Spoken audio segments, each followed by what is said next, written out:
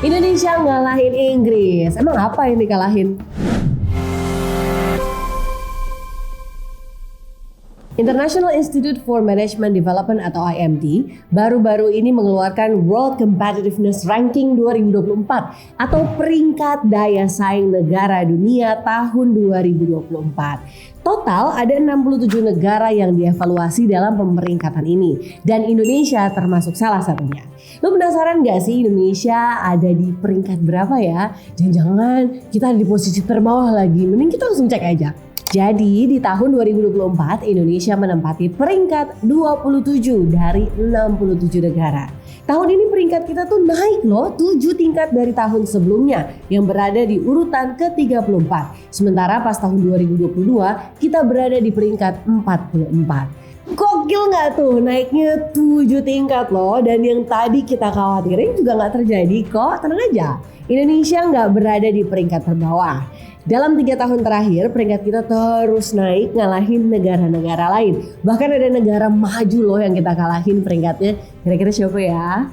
Seiring peringkat daya saing kita yang terus naik dan sekarang ada di peringkat ke-27, kita tuh udah ngalahin negara-negara maju kayak Inggris, Spanyol, Italia yang masing-masing berada di peringkat 28, 40, dan 42. Gak cuma itu aja, menurut laporan IMD ini kita juga ngalahin negara tetangga kita yaitu Malaysia yang berada di peringkat ke-34. Jujur ini di luar ekspektasi, gue rasa ini bukti bahwa kemajuan Indonesia gak main-main. Kita udah bisa nyalip negara-negara yang tadi gue sebutin. Tapi nih ya, kira-kira indikator apa yang bikin posisi kita naik? Dan gue yakin kalian pasti nanya hal yang sama. Well, kalau dari yang gue baca sih, IMD menggunakan 4 indikator buat menentukan pemeringkatan daya saing negara-negara dunia seperti kinerja ekonomi, efisiensi pemerintah, efisiensi bisnis, dan infrastruktur. Alasan kenapa peringkat Indonesia bisa naik karena kita unggul di 3 hal, yakni efisiensi bisnis, efisiensi pemerintah, dan kinerja ekonomi. Nggak heran pas sidang kabinet paripurna di Istana Negara kemarin, Presiden Jokowi mengaku bersyukur peringkat daya saing Indonesia bisa naik dan mengalahkan negara sekelas Inggris loh. Beliau juga bilang nggak mudah buat Indonesia menaikkan peringkat daya saingnya di tengah kondisi ekonomi global yang nggak menentu. Menurut Presiden Jokowi, pertumbuhan ekonomi itu menjadi penentu utama dari daya saing Indonesia. Selain itu, menurut Presiden, dunia usaha dan bisnis di Indonesia juga makin kompetitif yang turut berkontribusi dalam peningkatan peringkat daya saing. Nah, salah satunya melalui UU Cipta Kerja. Undang-undang sapu jagat yang disahkan beberapa tahun lalu ini dari awal memang ditargetkan membuat iklim usaha di Indonesia bisa berkompetitif dengan negara lain. Walaupun beliau juga mengakui masih ada beberapa hal yang harus dikejar seperti infrastruktur kesehatan dan pendidikan. Terakhir Presiden Jokowi bilang menjaga stabilitas politik itu penting banget, terutama pas transisi ke pemerintahan berikutnya. Kita butuh kestabilan ini buat ngejaga momentum positif yang udah kita capai. Kalau politik stabil, seharusnya ekonomi kita juga bisa terus tumbuh dengan baik ya. Gue yakin dan percaya dari kalian ada yang nanya, kenapa sih daya saing itu penting buat negara? Buat yang nanya, sini gue jelasin. Daya saing itu bisa diibaratkan modal utama buat sebuah negara untuk bisa bertahan dan berkembang di era globalisasi. Dengan adanya daya saing yang tinggi, kita bisa menarik lebih banyak investasi asing, menciptakan lapangan kerja baru, dan tentunya meningkatkan kualitas hidup masyarakat. Daya saing yang tinggi juga bikin nama Indonesia makin dikenal dan dihargai di kancah internasional. Nah sekarang pertanyaannya, apa aja sih yang perlu Indonesia kejar biar bisa bersaing dengan negara lain?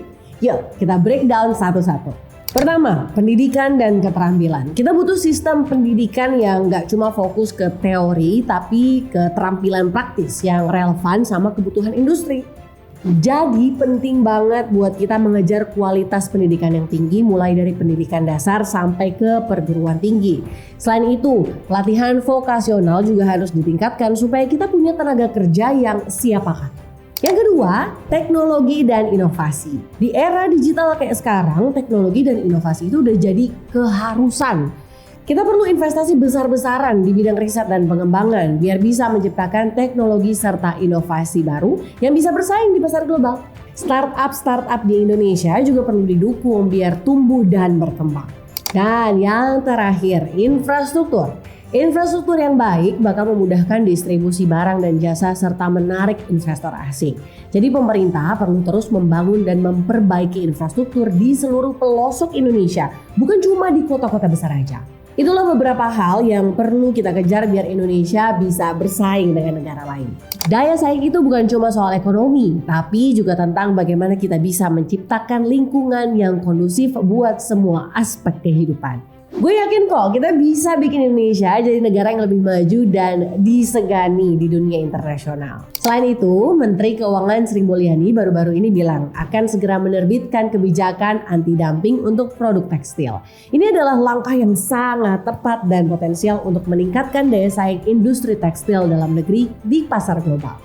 Gue yakin kebijakan ini bisa jadi salah satu sarana buat makin meningkatkan daya saing Indonesia ke depannya. Tapi gue nggak akan bahas di sini. Selengkapnya nanti di next video ya. Nah, menurut lu dengan daya saing Indonesia yang makin naik, perusahaan bakalan banyak menanamkan modalnya di sini nggak ya? Coba komen di bawah.